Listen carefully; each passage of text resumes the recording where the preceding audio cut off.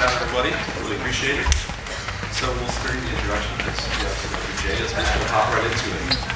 If you guys don't know, Local Motors is a really cool company based out of Phoenix, and they focus a lot on what they call co-creation. So I figured, Jay, if you wouldn't mind, why is this co-creation element so important to the community?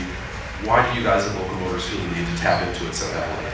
Sure. So co-creation to us is about rapid product development with a community of customers, a community of idea creators or solvers for challenges that you have in front of you. So it means sort of an evolution from crowdsourcing, where I'm not just taking an idea from you, but I as a maker am collaborating with you and letting you know what the limits are of what I can do. So how many of you all know about Threadless as a company? So we've got a couple, we've got a lot. And so Threadless is a t-shirt company that crowdsourced designs, but in a sense they were an early co-creator because what they were saying as a manufacturer that this is what we can do and this is what we can't do. We can flock this t-shirt, we can wrap this design around the sleeve, we can do those kinds of things. So they're working with the designer to say, I can work your design in this way and get it published or get it printed. I think it's really interesting to have companies share what their manufacturing capacity is. We started with co-creation in code because that was really easy to do. There was zero marginal cost of making a change in a sense. Threadless was an example of doing hardware where you're looking at co-creation where it's a t-shirt. So you can have a lot of idea creators and a lot of manufacturing knowledge, and we brought the vendors along. Now we're doing it in other things, and particularly for us in cars and Local Motors, co-creation is what we do. The reason to do it is you get better ideas faster. You get products to market faster because you're sharing information that you might not know with ideas that you might not have, and that kind of collaboration is what moves things along faster. Definitely, it's unparalleled, I think. And you guys, most notably recently, have been doing it in Project Redacted, I think, which is super cool. If you wouldn't mind, telling the audience a little bit about it. So for the longest kind of time at Local Motors, since the beginning, our goal has been to bring technology into vehicles as fast as possible. So Project Redacted is one of our many projects. For us, to get people rallied around a cause, it's all about planting a flag out there, drawing a box, and saying, let's design within this box. Wise designers have said in the past, give an artist a palette of completely everything, and you will find that there is less artistry involved. Give them a medium to paint in, give them something which confines what it is that they're doing, even a theme, and suddenly magic happens. So for us, both engineering and design-wise, being able to set a marker down and say, this is Project Redacted, this is what we're doing, is very important. Redacted was conceived for us to basically say, we don't know what the next 3D printed car is going to look like, but we do know that it's going to be 3D printed. And what was going on behind the scenes is we actually knew that the pace of 3D printing of the vehicle was changing so fast, literally like how we laid the layers down, what materials we were using, and other things like that. And we knew we couldn't share everything because we didn't know everything. So we made a joke out of it, and we said that it's so confidential that not even we know. And so help us carve our way to this future. And I think a great analogy is when Michelangelo, so everybody knows David, the guy that stands there like this, that kind of thing. When you go and see the statue for the first time, you're struck by the fact that it's very, very tall and very, very thin from front to back. And the reason why is Michelangelo found a piece of marble and it had a big hole through it. So he was given that box to draw in. That was his Project Redacted. I don't know what's going to come out of it, but it turned out that a masterpiece came out of it, and that hole that was in the middle of it was right where his knees are. And so that was what he did with it. We did the same thing with Project Redacted. And what it's turned into is this amazing vehicle called the LM3D Swim. And yeah, sure. Yeah, so it's a 3D printed vehicle, yeah, which you guys kind of perfected with the Strata, which was the world's first 3D printed car. Right. If you wouldn't mind talking about that for a little bit, I know you guys did the trade show where you printed it, was it 48 hours? 44 hours. 44 hours, you did a whole car. Yeah. And it's drivable. Yeah. It's amazing. The Strata is drivable, and now the LM3D Swim is really drivable. Highway ready, right? It's going to be highway ready. So I've taken it 90 miles an hour right now. So if you want to think about the exhilaration behind, so like here you go, a sneak peek, home screen on my phone, there's the LM3D Swim. This is the world's first highway ready 3D printed car. It's not for sale yet, but it is going to be. Sorry. So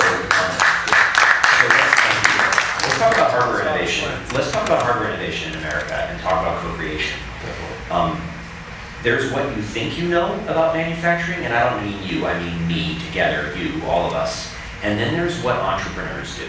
And so Frank's right, like it's a great day to be an entrepreneur, even in Las Vegas, early in the morning, if there's good coffee.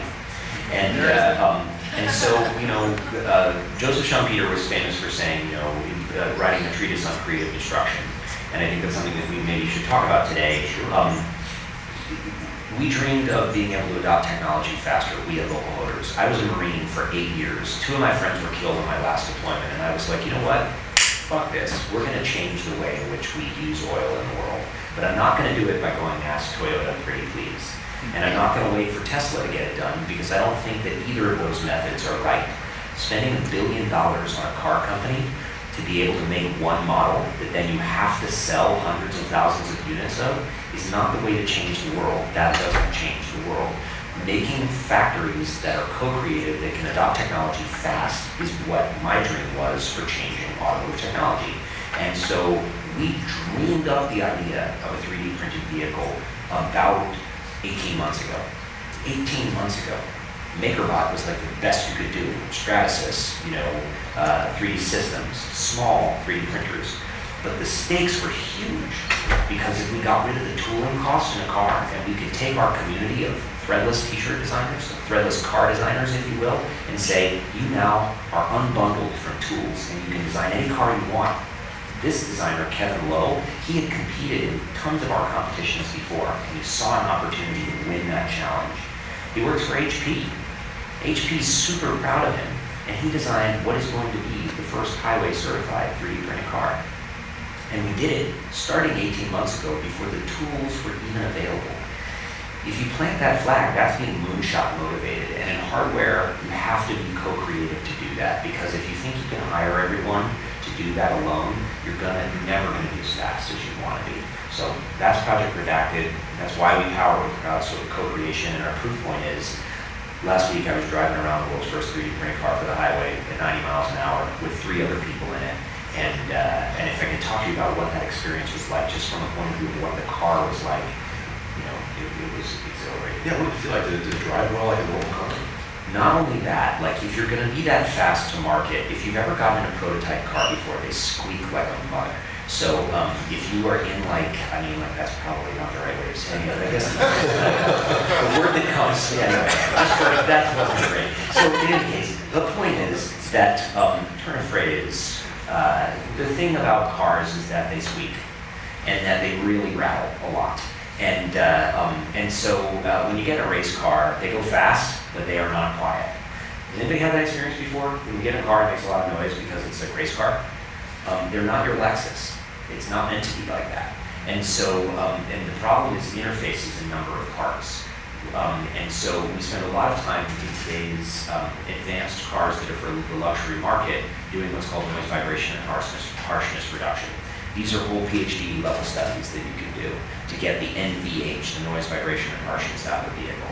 First time Tesla was going to Road and Track to get their first drive done, they had 3 PhD NVH people in the back with like sticky notes and little piece of foam and everything they could find just to stop the car from rattling.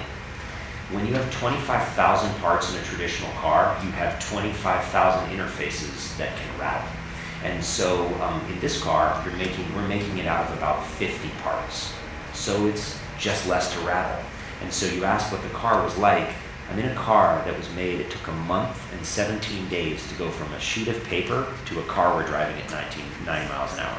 A month and 17 days. And it didn't make a sound. Not a sound. There was no rattling, no squeaking, nothing. That is awesome. I have a question. When you say 50 bars, does that include the engine? Love people that like to count. Okay, so we definitely made a conceit to make a point. So the 25,000 parts in a car are kind of, if you deconstructed everything that's there, all the fasteners and everything else like that. So to be fair, 50 parts will be all the assemblies that we put together. So we have an electric motor, we're counting that as one part. So if I were to compare it to a traditional car with 25,000 parts, the numbers would be about 5,000 parts to 50.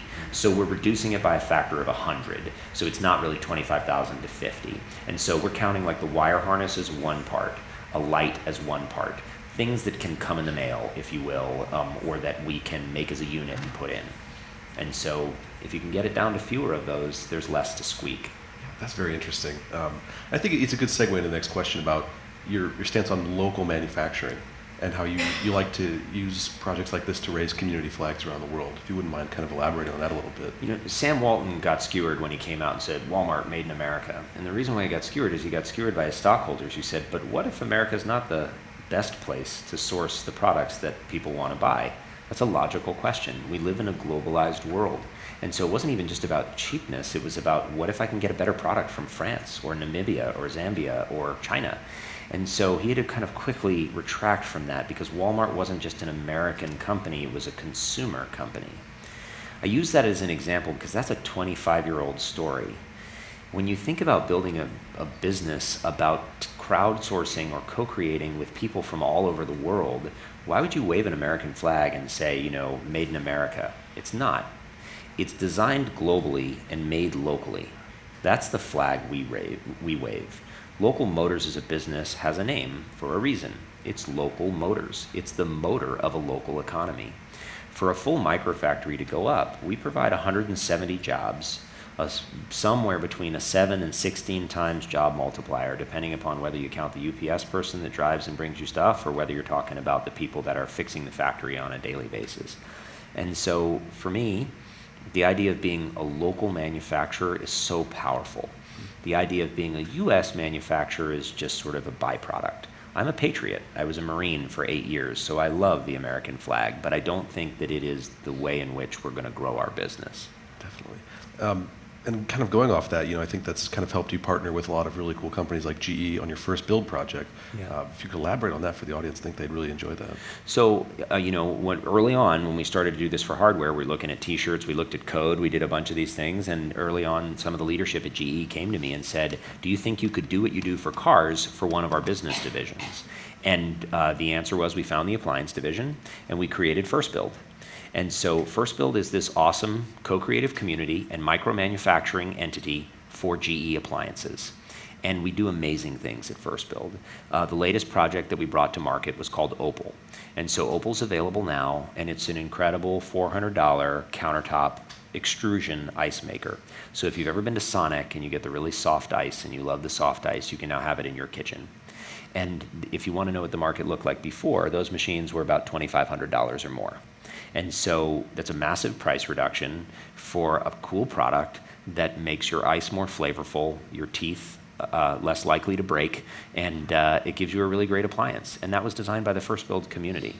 But the really cool thing from a manufacturing perspective is success for GE before that at GE Appliances was to take 3 years to design and engineer and deliver an appliance. Piece of white gear, something that's hot, cold, or wet is how they define how they make their stuff. And so dishwashers, ovens, and refrigerators, and big and small. And so a success for them was to take 3 years to design and develop it, and then a year to commercialize it.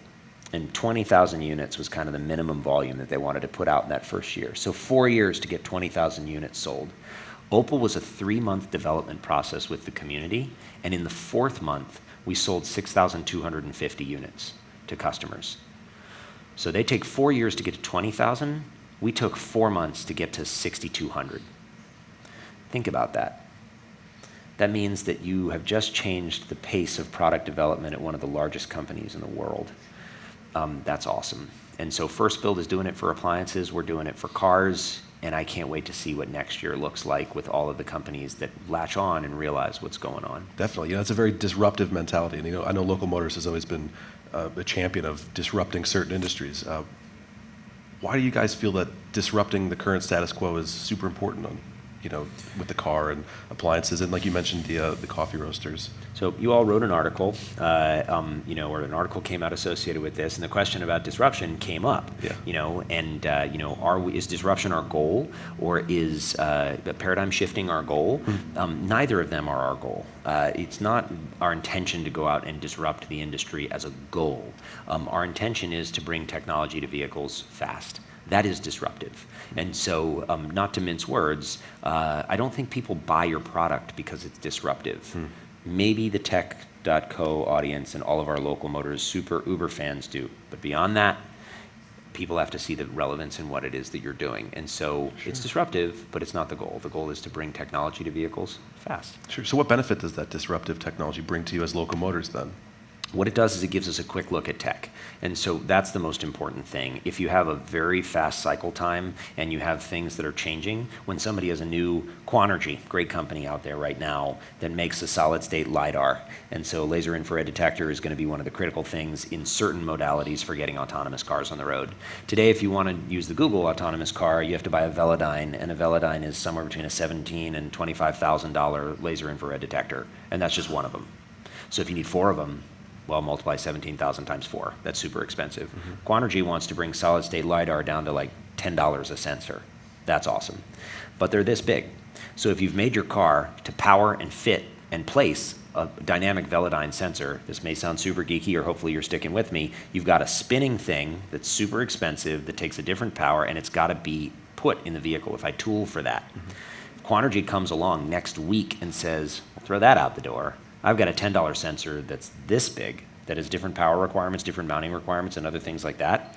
I'm kind of screwed if I'm Tesla and I just had my grand opening for my Model X, and I've made it to fit these things, which, by the way, it doesn't have on it. But I'm saying, like, if it did have these things on it, I would have to scrap that whole plan and change it the next week.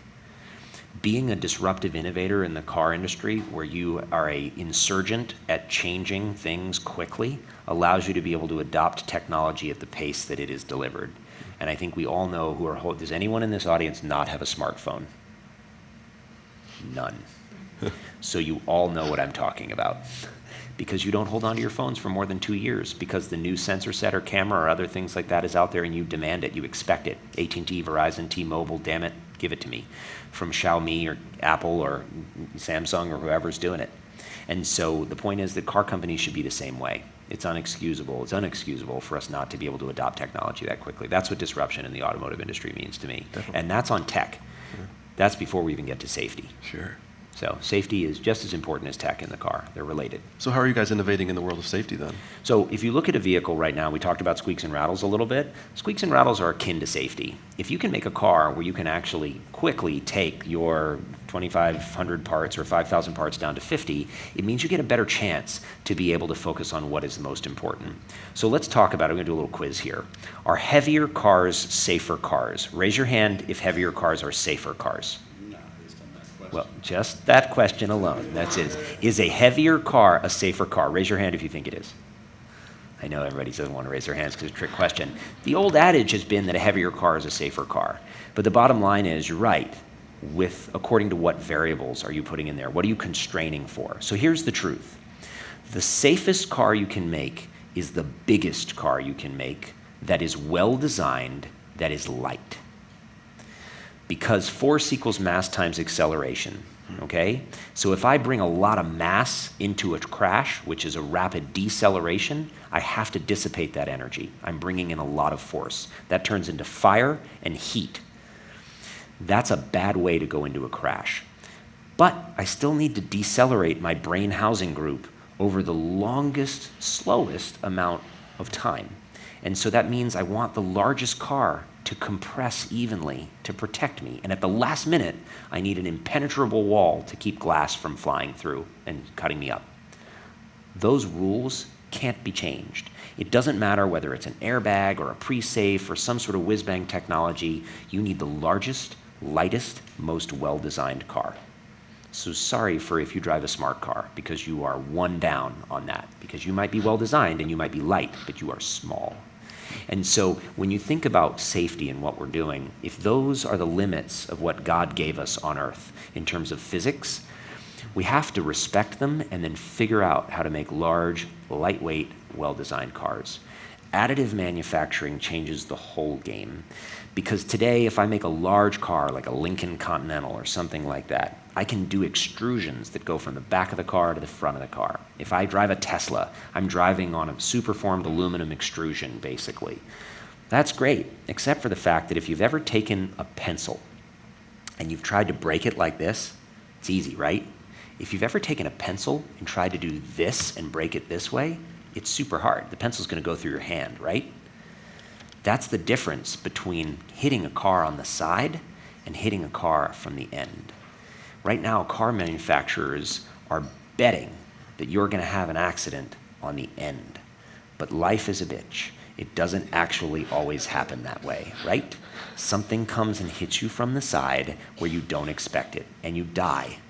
I hate to be frank about it, but after having been a Marine and seen so many people go down for things that weren't expected, that's what happens in cars. So we want to be able to give you the best crash absorption in any direction where you get hit. Steel cars and aluminum cars just can't do it, because I can't draw a steel beam in every single direction from where I expect you to hit me. But I can extrude material in almost any direction that I want to from a composite 3D printer. And so that is a simple idea behind why additive manufacturing gives the potential for safer cars. That's absolutely fascinating. Yeah, it's very interesting.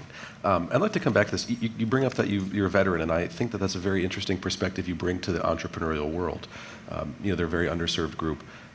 How has your experience as a veteran helped you personally and helped you bring Local Motors to where they are today? And how do you see it helping you in the future? And potentially, what advice could you offer other veterans who want to get in the entrepreneurial sector?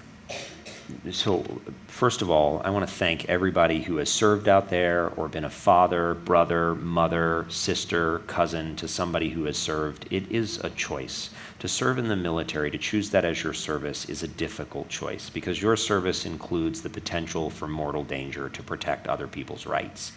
Von Clausewitz said that war is a clash of irreconcilable wills, and I'm here to tell you he was right. He figured it out. It's when you can't agree in politics, you're going to fight. It's a human condition, and I think we should strive for peace. But for those people that choose to take that role, and militaries don't just fight, they also are there to do peacekeeping missions. But when you get out there and you put yourself in harm's way, it's an amazing statement of what you're willing to do for your fellow man. And so I'm humbled by having been able to be in that group. But the women and men of our armed services have lots of challenges beyond what they've decided to serve. And one of them is getting a job afterwards. It's hard to transition. If you've seen American Sniper, that gives you one window into what it's like to come out of a combat scenario and then try to get a job. You feel like you don't matter, and you feel like you couldn't possibly do it better than you did it in the military. And so allowing that transition to happen as a society is something that we've only learned after wars, because that's the only time where we have millions of people coming back from having been in that fight and trying to reintegrate into an economy where they can make money and survive. We don't live in a welfare state. At least I hope we never do. And so we have welfare, but it's not the way in which all of us aspire to get by. So my advice or thoughts for those of you that are in the military or those that want to be in the military is, those that want to support the military is, let's figure out a way to get advanced manufacturing training into the military as soon as possible. It has 3 benefits. One of them is that already terrorists take us to task by getting on the internet and figuring out how to build improvised explosive devices that can defeat whatever we have out there. Why is it that we should let them use the same internet that we created effectively in this country? It's not to say that the internet is American or that Al Gore created it, but the point is that we certainly have had companies that have played a big role in it. So why let the bad guys beat us at our own game? So my advice is, let's get advanced manufacturing that is crowd-driven into the military as quickly as possible. Let's disabuse ourselves of the notion that we need everything in the military to be secret. We didn't win World War II with a P-51 Mustang and a Bradley tank by keeping them secret. U.S. Congress, that's bullshit, okay? Make it fast, get the bombs on target, get the bullets into the soldiers' hands, and make them better than everybody else. And I don't care if the enemy knows what they are, because when they're staring down the barrel of the gun, it isn't going to matter that they knew how to make it if you have more of them. Now, that may sound like a bellicose attitude, but if we're going to fight wars, I want to have the best machinery and apparatus to make it happen. I don't want to fight wars, but that's how I dream of that. So our soldiers need to be involved, and our airmen, and our sailors, and our guardsmen. All of that needs to happen. Furthermore, we have lots of problems with the fear of combat and the boredom of garrison. And so if you were going to live that world as somebody that's in the military, let's give our service people something to do when they're bored. Right now, they get in trouble. And it's something where we could do a lot more about it. They lift weights, they, hopefully read books, but some of them go out in town and cause trouble. If you gave them something where they could study and learn how to use a 3D printer or learn how to design in CAD, that's a wonderful thing to aspire to, and it's fun. And then the third thing that I think we could get out of the changes by bringing advanced manufacturing to the military is you're making the job that they do in the military relevant to what we as society need after they come out. So if I were king for a day, that's what I would do with the military from a point of view of manufacturing, morale, welfare, and recreation, and job getting afterwards. That's very cool. Thank you for sharing that with us. Definitely. So kind of going off that then, what are some of your future plans for Local Motors? What are you guys building towards? What are your hopes and dreams and aspirations? What we've done to many people, and to me even, humbles me every day when I get in and I think, wow, what an amazing team to be around. Such an amazing group of team and people, and our community humbles me all the time. What we want to do is pretty simple. We want to change the way that cars are designed, built, and sold, that vehicles are designed, built, and sold. My goal is to have the first flying cars, the first autonomous cars, the first vehicles that do things that you never dreamed of, the safest vehicles on the road. And we want to build them locally all around the world. So our task is, in a sense, direct and simple. Let's build microfactories all around the world and deliver the safest, most technology-advanced vehicles everywhere where we have a microfactory. Sure. And so that's not just in the United States, that's all around the world. Definitely. Any chance you guys would get involved in the drone market potentially in the future? So a drone's a vehicle, for sure. And we have to stick to our knitting in terms of what our community is capable of. We're a digital manufacturing company, so we're 3D printing a car. I think parts of drones could be 3D printed, but digital manufacturing is bigger than 3D printing. So it's cutting, assembling, and additively manufacturing. And so I think drones represent a ripe area to not have people on board, so to speak. A person doesn't need to go everywhere. Have you ever thought about how inane it is that we all get behind a wheel and we turn into drones? Think about how much wasted time. I love to drive a car, but I love to drive a car like 1 out of every 9 times that I get in. 9 of the other times, it's totally got to change. And I am unsafe when I get behind the wheel. I'm unsafe because I'm thinking about work. I'm thinking about my family. I'm thinking about things that happen right before I got in and right after I get out. The amount of time that I'm actually focused, even if I'm not texting, listening to a call, or doing something else like that, is just so limited for me to be focused. And so we got to change that. Definitely. And so I think getting out there and making those changes for manufacturing and for bringing those pieces out is going to be what the future holds. Definitely. Very cool. All right, guys. Well, we've got 1 or 2 minutes left. If the crowd has any questions for Jay? No?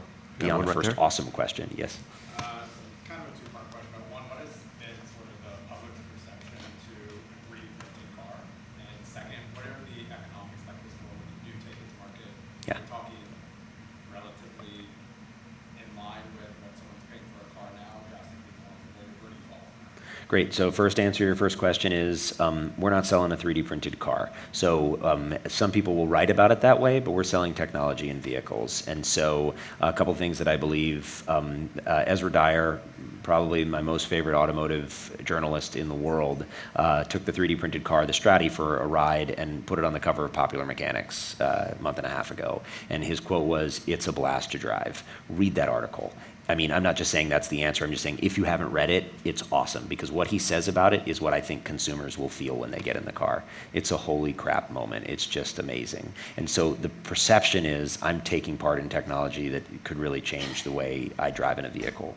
And so I think that, from a point of view cost-wise, I don't think our consumers are cost consumers. I think cost is important, but, Michael Porter won, his biggest prize in economics based on the fact that there are 2 forms of sustainable competitive advantage: cost and differentiated products.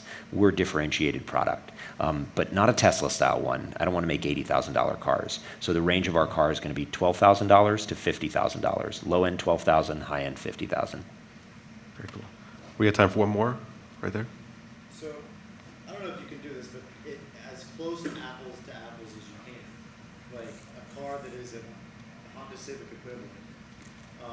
without all the connections and unibody and all the stuff you could do that they can't do, what's the difference in, cost, weight, material usage? What are all those top line differences? Great question. Okay. They're going to take about 34 gigajoules to make a car. We're going to take 21 gigajoules to make a car. Those are the facts. So ours is a 38% energy reduction. We are going to put 50% less CO2 in the environment in the making of a car from a Honda Civic. Cost-wise, I think we will be competitive at the beginning, and then I think we will be radically cheaper as we go forward. So it's not like we're going to be way more expensive to begin. In terms of feature sets, they will be better than us when they start because they've had a lot more time to develop what they've done. But we will be faster to adopt new features, so we will quickly catch up and surpass. Our first cars will look simple, just like the first CVCC, the Civic that came into the market. It had a different technology in the motor, but the car was super simple compared to other cars that were out there. So that's really the way we feel about it. Our target, millennials. We really think they're the largest buying capability out there that's coming in the market, and the way they consume in Kickstarter, Indiegogo, and Amazon are very different than the way our parents have consumed cars. The old buying model of a Civic is something that is miserable to lose your weekend to do, to go fight dealers against each other and then go buy it on the internet. And so the point is that industrial tourism, a Civic is sold out of a dealer and made in, well, it's made in a lot of different places. Our cars are made in one factory, which is an industrial tourism mecca, like IKEA, Cabela's, Bass Pro Shop. It's a place where you want to go. Have you ever stood in a car wash and watched your car get washed? It's awesome to watch. It's just something which is, you're connected to it again. This is that on steroids. So the Civic car experience, energy usage, those are some of the, hopefully that explained some of those differences. Cool. All right, guys, thank you so much for all of your engagement. Thank you, Jay, very much. That was amazing. Let's give it up. Let's give it up.